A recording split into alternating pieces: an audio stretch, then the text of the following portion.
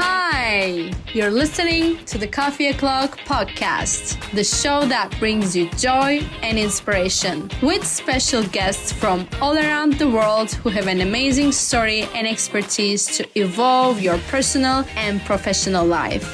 I am your host, Burcu ONARANEL, the founder of Joy Marketing and Coaching. Make sure you grab your coffee and get ready to explore new ideas. Let's get started. Hello everyone, another Coffee O'Clock episode. Today I have a lawyer. It means we will be serious on this episode. No, just kidding. We can't be serious. We will be joyful and inspirational as always. I want to invite my guest to you, but first I will say a little bit about herself. Her name is Lynda Hinkle. She is a lawyer and a CEO of a law firm. I will have her join us. She's already here, and let her tell more about herself. And then we will delve into our topic, which is how to build your life past the limitation of expectations of you. Lynda, welcome. How are you today? I'm great. How are you? I am doing great too. When I have you, I am doing even better, and I'm excited for our topic today. Before we start, can you share a little bit of who Lynda is and what you do? Absolutely. So I am a lawyer, as you said. I do mostly family law, divorces, adoptions are a favorite thing, anything to do with family law and estate law as well. I work out of New Jersey in the US, and I have a firm. I'm the only attorney, but I have 6 staff members working for me. And I have been doing this for 15 years, which is hard to even believe, but here we are. I came into the law late in life. I had several careers before this. So this is the one that stuck and that I'll retire in hopefully someday or drop dead at my desk, one or the other. But you seem you like this lawyer job. You do? I do. It gives you the opportunity to interact with a whole bunch of different kinds of people and really touch their lives in very significant ways. And you learn so many things. You keep yourself updated about all the news and laws. I think it's a very active job to have, like doctors. You have to keep yourself updated with all the things that are happening, and you can use your own language for your own life or your family members too. I think it's a great way to live life as a lawyer. I want to start touching our topic. We came up with this, how to build your life past the limitation of expectations of you. Tell us more about it, what it means to you, what expectation stories you had in the past, and how you deal with it.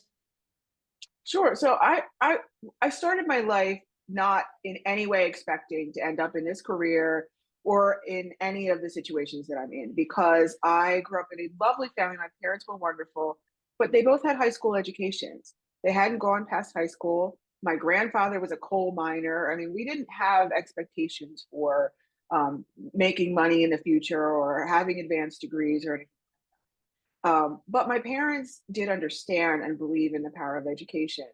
And they drilled that into me from basically birth. I mean, they really pushed me to read early, pushed me to go to college, pushed me to move past my limitations in that way. And they were such a blessing. But certainly growing up in sort of a working class neighborhood, the expectations on the little fat girl was not that she was going to be a lawyer running a law firm that makes 7 figures. Just not. It's just not what was expected. What was expected was maybe I was going to be working at Walmart, and that didn't happen. And the reason I think that didn't happen, honestly, really starts with my parents and the trust and the pushing that they did for me. But it also came from me because I had to move past all those beliefs and code switch a lot. I found that as a kid, my family, my cousins, I would go to college and speak in a sort of more academic way and come home and slip into the vernacular. And because I didn't want to appear as too good for them. I felt like I had to be so careful not to make anyone feel bad about the fact that I was getting something that they were not. How was experiencing that? Like, were you wearing different hat to not feel over, or were you trying to be yourself? Like, I think it's not easy. Yeah, I mean, as a young person, I definitely went from, I would go be a different person in different situations. Not radically. The core of me was always the same, but I would speak differently and I would approach things differently. And I learned to be silent and listen more because that was a coping mechanism, because people will always talk about themselves, which is a huge benefit as a lawyer to know that, you know, if you listen to other people speak and keep your own mouth shut, sometimes you'll get so much more than if you're too busy talking yourself. And so I would listen and I would learn about people. And I had a very open mind. I still have a very open mind. I think everybody should live their lives the way they want to live them. And, you know, as long as you're safe and you're not hurting someone, knock yourself out. And that really opened up my world to meeting a lot of different kinds of people, experiencing many different kinds of things.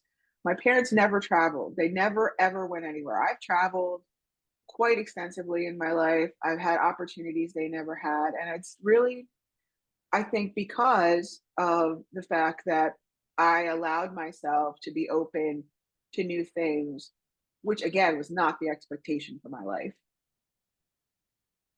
That's what I'm curious. Like, having a totally different family, how were you that much different? And of course, able to achieve so many things and being a kind of a black sheep in your family. What was your passion? How did you start having that firework inside of you? Like, what was the first spark? That's what I want to hear. Well, I'm not going to say that it started immediately. I did love education. I loved to read. My mother loved to read, and she instilled that in me. And I thoroughly enjoyed that. I thoroughly enjoyed college and learning about things. So that helped. But I think early in my 20s, I wandered a lot. I had a couple of different careers, and you know, different relationships, different things that happened in my life. And I think through that and through experiencing difficulties, um, things like, you know, losing a job that I valued because I just wasn't up to the task. I had, you know, difficult times with money because early on, you know, I moved out and I didn't realize how much things cost, as most, you know, young people don't. So, you know, I had struggles, and each time I had a struggle and survived it, I trusted myself more and more and more. And by the time I was in my 30s, I feel like I really came into my own and I really trusted myself. And so law school came late for me. It was in my 30s that I went to law school. And I was sort of wandering around, not really clear where I was going. I had done a master's in English and I was thinking about doing a PhD program in English. And I was married at the time to someone different. And uh, I was just lost, and I also became ill. I had a very serious illness. I was in the hospital and probably could have died, but did not, thankfully. But I was in the hospital for a couple of weeks. And while I was in the hospital, I got rejection letters to PhD programs. So here I am with these, you know, rejection letters, and I'm sick and everything seems pretty terrible. And then I get a letter from the law school I ended up going to, which I had not applied to, offering me an opportunity to apply and the opportunity for a potential scholarship. Out of nowhere, because I had taken the GREs, the graduate record examination, for the PhD programs. So I thought, well, this is a sign. You know, this seems like a sign. So I applied and I was accepted and I got a partial scholarship. And my parents again stepped in and were helpful because they offered to help a little financially so that I could go to school full time. You know, my husband was working as well. But I did that, and I got the opportunity later in life to start a whole new career that led me in an entirely different and amazing direction. But it happened at my lowest point. And I went to first year of law school. I was probably 4 months out from major surgery, and Mm, and not feeling great. But I started school and I got through it and I did well, and it was such a blessing. wow.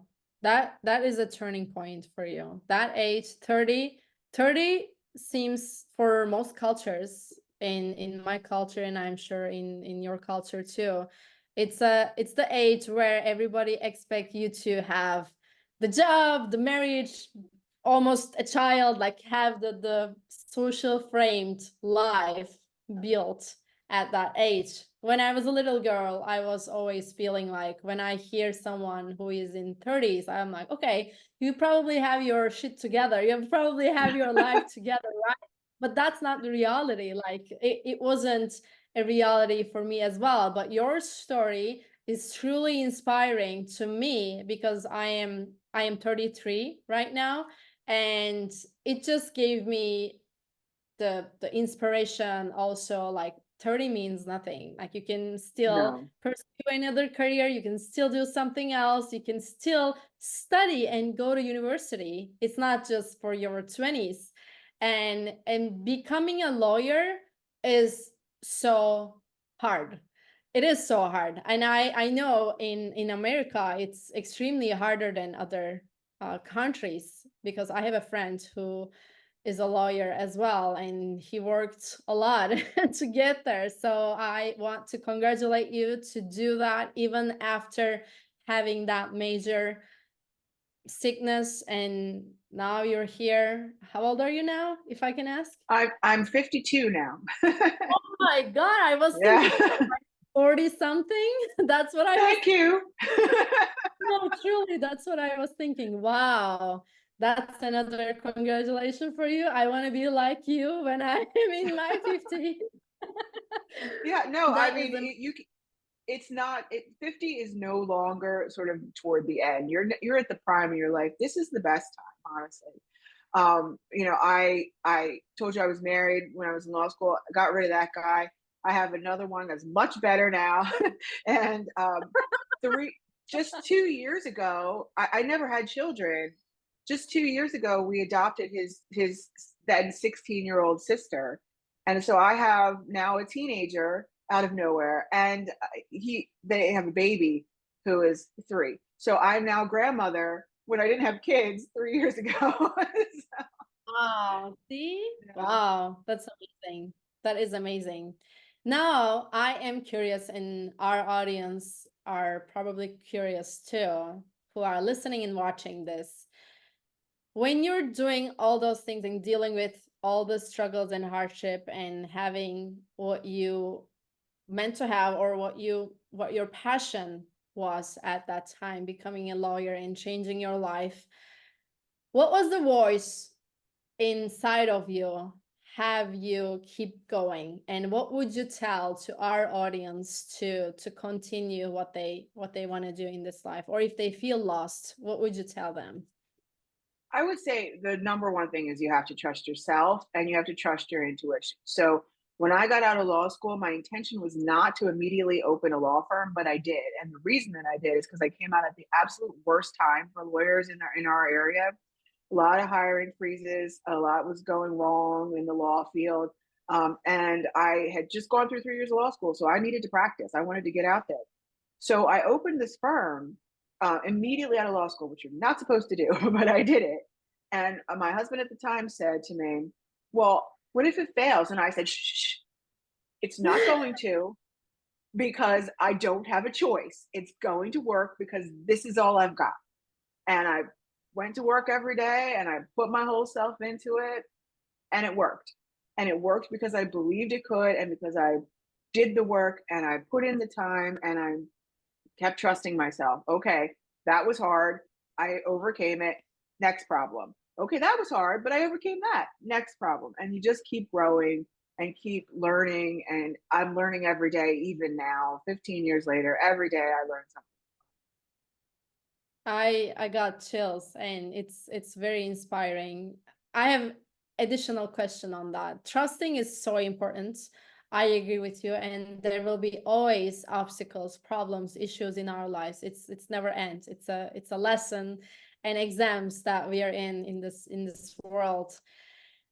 What do you do to build your trust? Because it's a very serious word to trust someone, trust an environment, trust the society, and trust yourself is the huge thing. What do you do to build your trust in you? So every problem that I've ever had, I don't beat myself up when I don't do everything perfectly. And I think that's a problem a lot of people have, where if they make a mistake, they think, well, that's it. I'm horrible and I give up. You can't do that. You can't give up on yourself. You have to acknowledge that if someone else did the same thing, you wouldn't be mad at them. That you give other people grace, you got to give yourself the same grace that you give someone else. If you do something wrong, hold yourself accountable and move past it. Fix what you can and move past it. If you don't do something perfectly, it's not wrong, it's just not perfect. Okay, I can do this next time in a better way. And you just pick up and move on. You don't wallow in that, oh, I'm terrible, oh, I failed.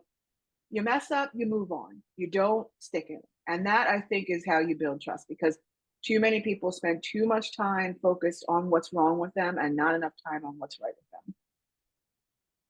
Yes, and that's the biggest problem. When you focus on the negativity, you can't find any positivity in it because it's all negative. You're searching in somewhere, it's all dark. And you said something earlier. You had only one choice. You build your firm and it should work. And I think that's the focus we as humans need to have. When we want something, when we dream something, when we have a goal, we have to think that is going to happen. There's no other choice. Like, what would you do if you're on the edge of a cliff? You have to fly, you have to do something. So that's what reminded me to, when you have something, when you believe in something, you will give it all to make it happen. And you are a great example on that. And can you remind us your law firm and how you work with your clients? Yeah, so my law office, like I said, it's in New Jersey. So we focus on state issues. In the United States, family law is state based. So we have to do divorces and things of that nature, and it's a very personal business. It's very one on one. It's very deep conversations with people about their very intimate, deep problems, and trying to come up with solutions in the law, negotiate with people, and there's sometimes difficult other lawyers. And so a lot of my day is spent just trying to deal with people's personalities, which honestly, I'm kind of an introvert. So for me, that is challenging. I get over people very easily. So I do what I need to do, but then at night I'm like, okay, I'm leaving it over. I need like an hour. But I do enjoy people. I just I enjoy that one-on-one conversation, and I've had a lot of very, very beautiful moments with people where they revealed things to me that I think, were very personal and deep. That is amazing. And I think what you overcame in your own life will only help your clients in a positive way. You're kind of doing coaching to them too. Have you Yeah. had any issues with people, maybe in their families? Have you ever had someone that changed their mind because they talked to Yeah. you, or they changed their mind about the... Yeah. I mean, I think I focus a lot on practical solutions, and sometimes people get caught up in the emotion, and I keep trying to express, at this point, you can't focus on your feelings about this person and what they did to you. You have to focus on how you're getting past it. What financial resources we can put in place to protect you, what we can do about your children, what we can do to put you in the best possible spot to change your life for the better now that this bad thing happened with this individual. And some people don't ever respond to that. Like, they still wallow and get stuck in the pain of that experience. But I have had people say to me, you know, they'll come back later and said, you know, you kept telling me that a year from now I would feel differently, and here I am, and you were right. You know, I'm not caught up in that emotion anymore, and I'm so glad I listened to you, and you know, focused on trying to get my financial ducks in a row, so that now that that feeling is gone, my life can move on in a positive way. That is amazing. Your clients are very lucky because you're not just a person as a lawyer, okay, we need to do this, this is the law, we need to do that. You're listening to them and you're offering them a solution and understanding their emotions and finding the best for them. I think that's what makes you unique from my understanding based on what you have told me. And lastly, what would be the last sentence for you to tell our audience and how they can reach out to you? So my last sentence would be something I've said all along, which is trust in yourself and do great things because you can. And how you can reach me is I'm on Facebook at Hinkle Law, Hinkle Law, and also I have a website where you can find all of my socials, LyndaHinkle.com. Perfect. I will put all the links below our show, and I enjoyed a lot our conversation. Lynda, thank you so much for being a guest on the Coffee O'Clock podcast. I look forward to watching your journey more. Same. I'm enjoying your show as well. Thank you. Bye, everyone. Thank you for joining. Bye. Thank you so much for listening. I hope you enjoyed this episode and now you can apply it to your life. If you did enjoy it, please subscribe to the Coffee O'Clock podcast on Apple and leave us a review. I would love to hear your thoughts.